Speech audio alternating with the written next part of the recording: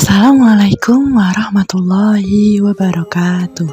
Semoga Bapak Ibu dan teman-teman selalu sehat dan dalam lindungan Allah ya. Perkenalkan, nama saya Ainisa dari Fakultas Farmasi UGM. Teman-teman bisa memanggil saya Ai. Dilansir dari WHO, pada Juli 2021, Indonesia telah memiliki kasus positif COVID-19 sebanyak 2,88 juta orang dengan kesembuhan sebanyak 2,26 juta orang.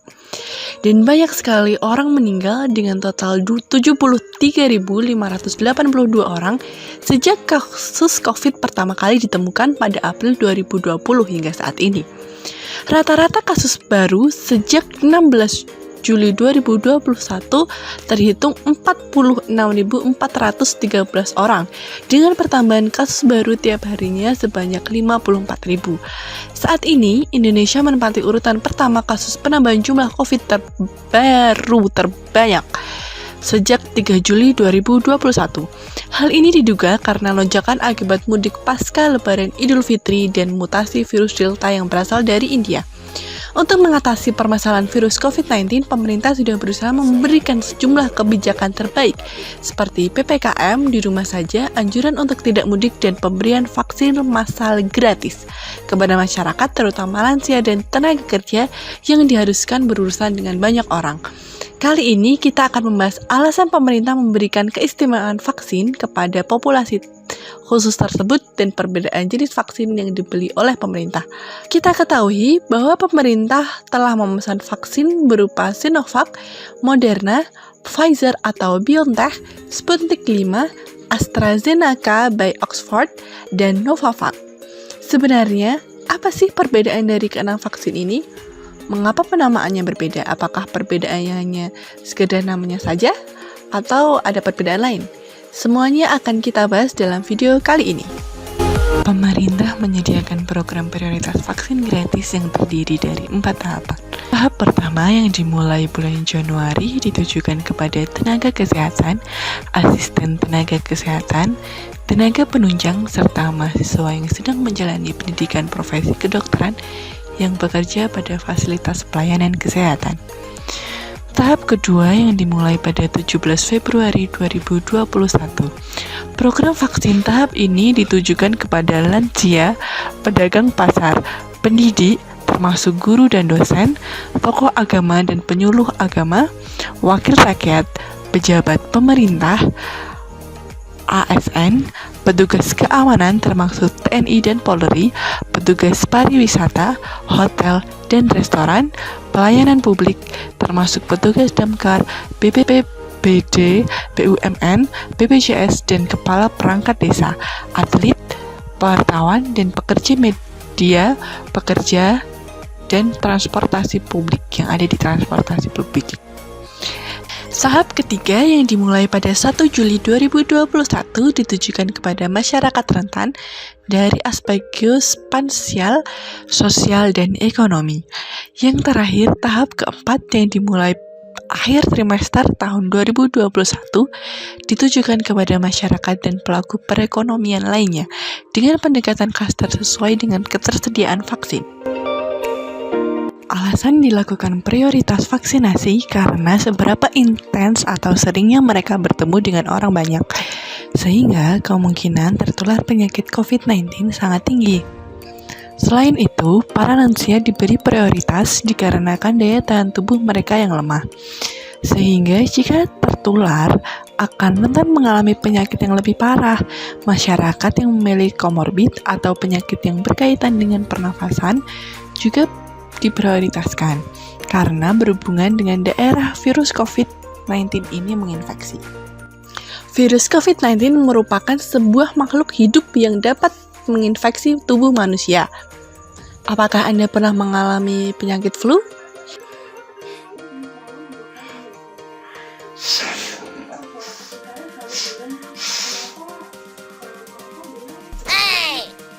Cara kerja virus COVID-19 ini mirip dengan virus influenza yang menyerang manusia dan menyebabkan penyakit flu yang Anda alami. Di dalam tubuh kita sebenarnya memiliki daya tahan tubuh untuk menyembuhkan berbagai macam penyakit. Hal ini disebut sebagai imunitas atau imun.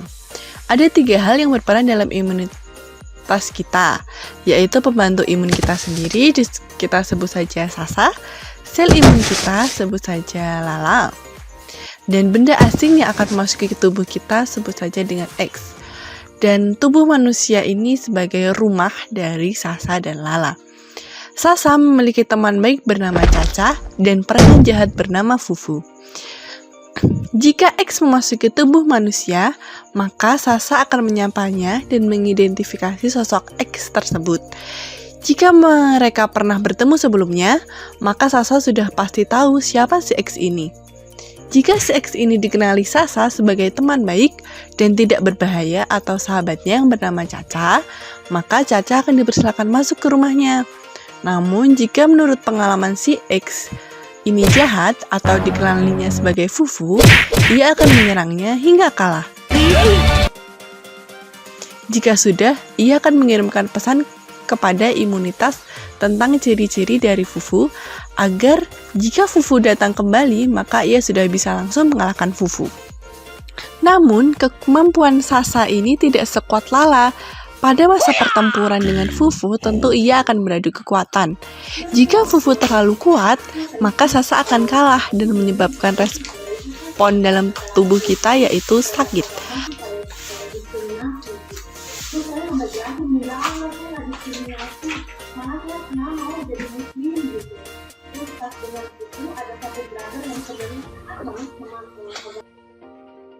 Dan LALA maju untuk menyerang Fufu. Lalu bagaimana jika benda asing itu benar-benar asing dan SASA tidak pernah bertemu dengannya? Pada dasarnya, SASA sangat waspada dengan sesuatu yang baru. Ia selalu menyerang apapun yang tidak dikenalinya. Namun, tidak sekuat serangannya terhadap Fufu yang jelas-jelas jahat padanya. Itulah virus COVID-19, merupakan orang baru yang tidak dikenali SASA sebelumnya. Kekuatan COVID-19 lebih kuat, lebih licik dari Fufu, dan SASA belum pernah mengenalinya. Sehingga vaksin ini bertugas untuk memodifikasi kekuatan virus COVID-19 agar SASA bisa mengalahkannya dengan mudah. Sebelumnya kita dapat melihat perbedaan vaksin secara umum terlebih dahulu.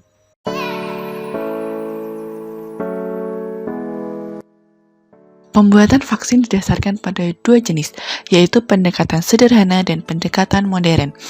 Pendekatan sederhana ini dengan cara pemberian virus COVID yang sudah dilemahkan atau virus COVID-19 yang tidak dapat menyerang tubuh. Singkatnya, vaksin merupakan teman SASA yang membantu menyerang COVID, dan teman SASA ini menyerahkan pesan karakteristik COVID tersebut kepada LALA. Cara kerja virus sederhana ini dilakukan oleh vaksin Sinovac. Yang kedua, pendekatan secara modern dengan teknik rekayasa genetik. Rekayasa genetik ini memodifikasi daya tahan virus supaya lemah atau menggantikan kekuatan atau senjata-senjata yang digunakan oleh virus untuk menginfeksi tubuh manusia. Setelah dilemahkan, maka virus akan dimasukkan ke dalam tubuh dan SASA bisa menyerang tubuh. Vaksin modern ini menyebabkan SASA lebih terlatih karena dihadapkan dengan virus hidup yang sudah lemah. Perubahan manipulatif yang sedikit dari virus tetap akan membuat SASA menang, sehingga kita tidak akan sakit. Virus COVID ini memiliki senjata untuk bisa menang dari SASA.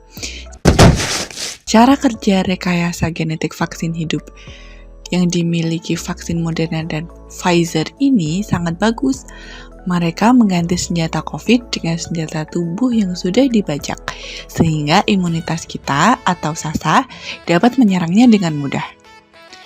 Virus COVID memiliki senjata yang dapat menyerang SASA dengan cepat dan menginfeksi tubuh kita.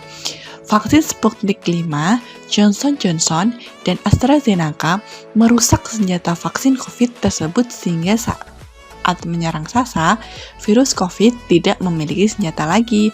Vaksin jenis ini menyebabkan virus tidak bisa menginfeksi tubuh manusia lagi atau virusnya sudah menyerang. DNA merupakan inti utama dari kehidupan makhluk hidup. Setiap makhluk hidup itu memiliki DNA. Hal ini termasuk tubuh manusia dan virus.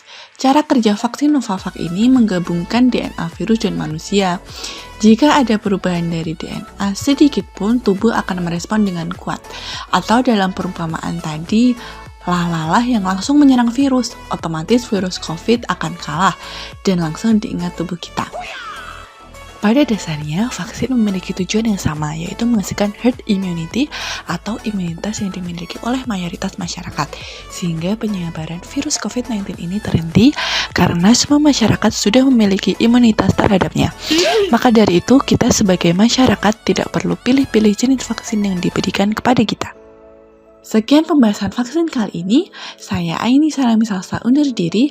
Semoga ilmu kali ini bermanfaat. Jika ada kekurangan saya mohon maaf karena kesempurnaan hanya milik Allah Azza wa Jalla. Wassalamualaikum warahmatullahi wabarakatuh.